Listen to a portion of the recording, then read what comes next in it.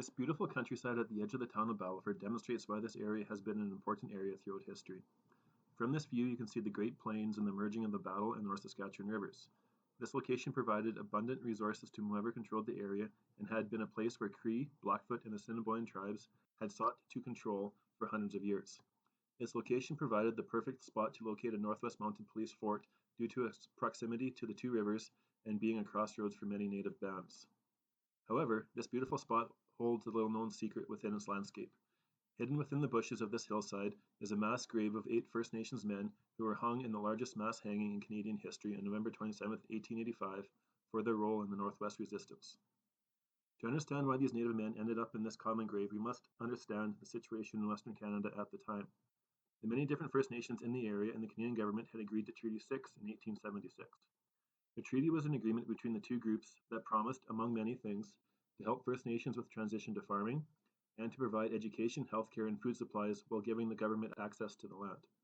However, by 1885, many First Nations were very unhappy with how the treaty promises were being carried out, if they were being carried out at all.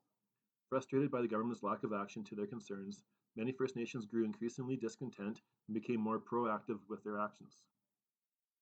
On March 28, 1885, Chief Palmaker and some of his band left their reserve and began moving towards Battleford with the peaceful purpose of asking for more rations and to discuss the plight of the Cree. The next day, some Assiniboine from Mosquito Reserve started heading north towards Battleford, but a couple of them killed their farm instructor John Payne and a farmer by the name of Fremont. When Palmaker arrived at Battleford on March 30th, his meeting with the Indian agent J.M. Ray was refused due to the unrest in Patoche and the recent killings in Mosquito, with fear that the violence may spread. As the settlers had fled to the security of the fort, some of Palmaker's band decided to take matters into their own hands and raided the abandoned town site by the Battle River, which, after many of them returned to Palmaker Reserve.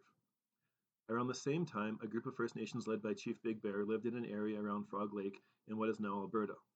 Chief Big Bear was a vocal advocate for the hardships faced by the Cree. He did not advocate for violence, but several of his tribe members wanted to take more action to get what they felt was owed. On April 2, 1885, a Cree raiding party captured Frog Lake settlement and demanded supplies and rations from the local Indian agent Thomas Quinn, who was known to be very harsh and strict.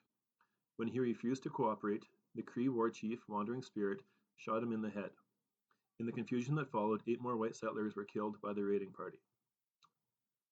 Once the unrest in the west had settled, with the arrival of General Middleton and his troops in May of 1885, the 8 First Nations men were put on trial for their role in the deaths at Frog Lake and on Mosquito Reserve. They were ordered to be charged with murder by John A. Macdonald himself. Furthermore, the trial judge was upset that his own house had been looted and burnt in the Battleford settlement. In addition, First Nations men were put on trial with no interpretation, no legal counsel, and no defense on their behalf was ever offered. The 8 First Nations men were all convicted of murder and were sentenced to death by hanging in trials that occurred between September 22nd and October 10th of 1885. The men were kept in jail for months, with heavy iron weights attached to them, and kept in cells like this one. On November 26th, as the men sat in their cells, they would have heard the construction of the gallows in the northwest corner of the fort that were to be used to hang them the next day. On the morning of November 27th, 1885, around 7 a.m., the 8 men were walked out of the jail and up to the gallows platform.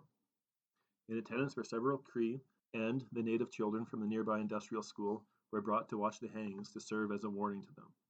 The men were blindfolded with their arms and legs tied together. Moments later, the door beneath them would open and they would fall to their death. 5 instantly, while 3 more would not die for a few more minutes. Their bodies were taken down and hauled away to the location hiding within the hillside and buried in a common unmarked grave. The gallows were torn down by the next day, leaving no trace of what happened at Fort Battleford. It was not until 1972 that the gravesite would be located again and given a proper marker. This spot is a reminder of the history this area has and the significant role it played in the formation of our country. It is also a reminder of the price that was paid to resist the power and control the Canadian government exerted over First Nations people, and set an example of what would happen if they resisted. It is up to the future generations to ensure that this story is shared, to ensure that our past is not lost.